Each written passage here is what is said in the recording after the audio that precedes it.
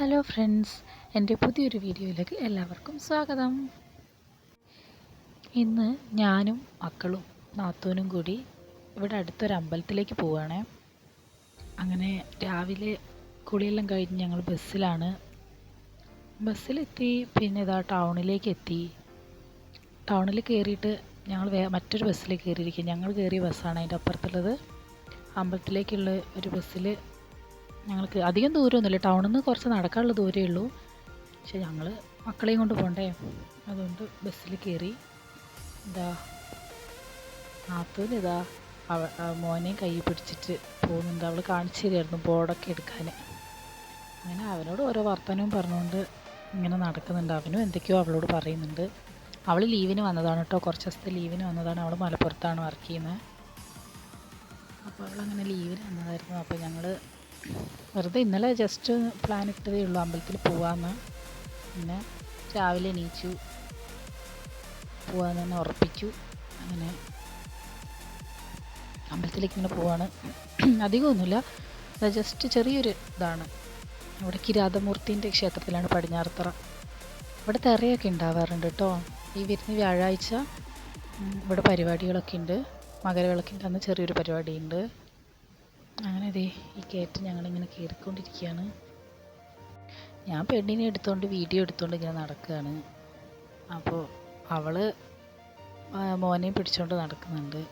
അവനാണെങ്കിൽ മടുത്തു പറഞ്ഞുകൊണ്ട് നിൽക്കുന്നുണ്ടായിരുന്നു. അവസാനം മടുത്തു പറഞ്ഞപ്പോൾ അവളെന്താക്കി, അവനെ പൊക്കിയെടുത്ത്. എന്നിട്ട് നമ്മളെ ചെന്നൈ എക്സ്പ്രസ്സിലെ ഒരു ഡയലോഗ് ഉണ്ടല്ലോ, മീനമ്മ എന്ന് വിളിച്ചിട്ടുള്ള, അതും പറഞ്ഞുകൊണ്ടുണ്ട് അവനെ പൊക്കിയെടുത്തുകൊണ്ട് വരുന്നത്. അതാണ് അമ്പലം. ഞങ്ങളത് അമ്പലത്തിൽ കയറി. പിന്നെ അമ്പലത്തിൻ്റെ ഉള്ളിലേക്കൊന്നും ഞങ്ങൾ വീഡിയോ എടുത്തില്ല കേട്ടോ, ഫോണൊന്നും അങ്ങനെ അലൗഡ് അല്ല.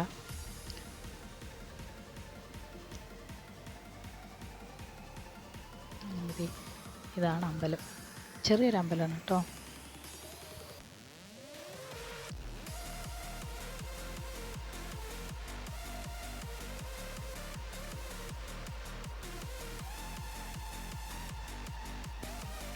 പിന്നെ ഞങ്ങളിത് കുറച്ച് പുഷ്പാഞ്ജലികളൊക്കെ കഴിപ്പിക്കുന്നുണ്ടായിരുന്നു.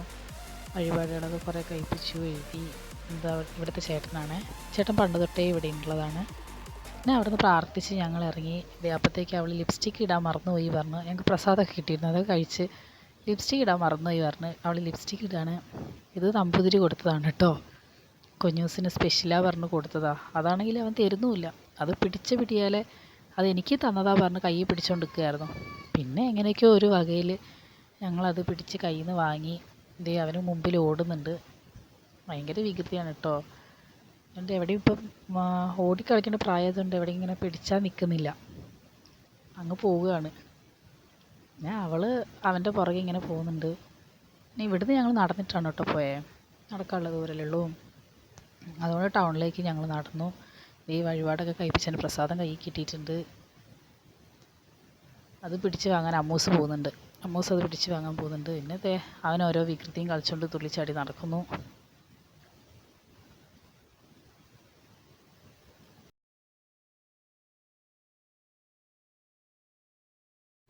പിന്നെ അങ്ങനെ ഞങ്ങൾ ഓരോ കഥയൊക്കെ പറഞ്ഞ് ഞങ്ങളിങ്ങനെ നടന്നു. അവളെപ്പോഴെങ്കിലൊക്കെ അല്ലേ വരുള്ളൂ, അവൾ ചിലപ്പോൾ 2 മാസം കൂടുമ്പോഴൊക്കെയാണ് വരിക. അപ്പോൾ ഞങ്ങൾ അത്രയും മാസത്തെ വിശേഷങ്ങൾ ഞങ്ങൾ പറയാണ്. അവൾ എൻ്റെ ഒരു വയസ്സിന് ഇളയതാണ് കേട്ടോ. ഞങ്ങൾ വലിയ വയസ്സ് ഡിഫറൻസ് ഒന്നുമില്ല. അവൾ എൻ്റെ ഒരു വയസ്സിന് ഇളയതാണ്. അങ്ങനെ ഞങ്ങൾ ഓരോ കാര്യങ്ങളും ഇങ്ങനെ പറഞ്ഞ് വർത്താനെല്ലാം പറഞ്ഞ് ഇങ്ങനെ നടക്കുക. അപ്പോൾ പിന്നെ അതിൻ്റെ ഇടയ്ക്ക് കുഞ്ഞൂസിന് വെള്ളം വേണം, നടക്കാൻ പറ്റുന്നില്ല, മടുത്തു, എടുക്ക്, അങ്ങനെയൊക്കെ പറഞ്ഞുകൊണ്ടിരിക്കുകയായിരുന്നേ. പിന്നെ അമ്മൂസാണെങ്കിൽ പിന്നെ വേറെ ആരെടുത്തും പോകില്ല, ഞാനെടുത്ത് എൻ്റെ അടുത്ത് തന്നെയേ ഉണ്ടാവുള്ളൂ. പിന്നെ എനിക്ക് പെരുകം ത്രെഡ് ചെയ്യാനൊക്കെ ഉണ്ടായിരുന്നു.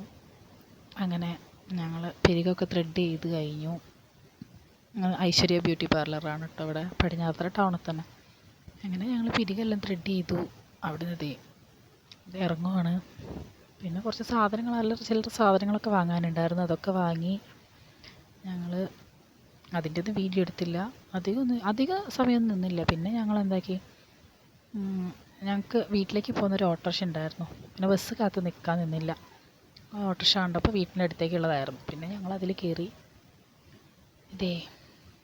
ഞങ്ങൾ തിരിച്ച് വീട്ടിലേക്ക് പോയി.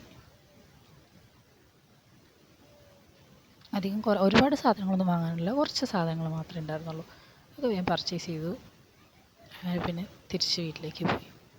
അപ്പോൾ ഇന്നത്തെ വീഡിയോ ഇത്രയേ ഉള്ളൂ. എല്ലാവർക്കും വീഡിയോ ഇഷ്ടമായാൽ ലൈക്ക് ചെയ്യുക, ഷെയർ ചെയ്യുക, സബ്സ്ക്രൈബ് ചെയ്യുക. Thank you.